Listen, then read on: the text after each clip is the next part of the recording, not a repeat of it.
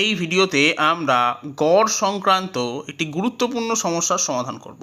এখানে বলা হয়েছে তিনটি সংখ্যার মধ্যে দ্বিতীয়টি প্রথমটির দ্বিগুণ এবং তৃতীয়টির তিনগুণ, সংখ্যা তিনটির গড় 44 হলে বড় সংখ্যাটি কত তা জানতে চাওয়া হয়েছে। আমি ধরে নিচ্ছি প্রথম সংখ্যাটা x, তাহলে দ্বিতীয় সংখ্যাটা হবে প্রথমটির দ্বিগুণ, তার মানে দ্বিতীয় সংখ্যাটা হবে 2x,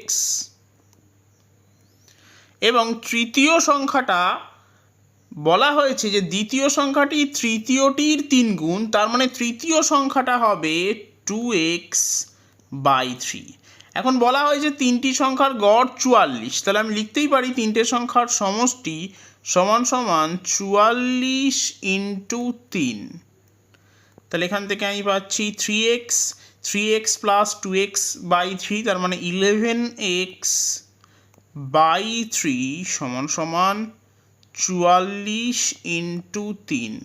11 দিয়ে কাটছি, 44 4, তাহলে এখান থেকে আমি পাচ্ছি যে x সমান সমান 4 × 3 = 12, 12 × 3, তার মানে 36।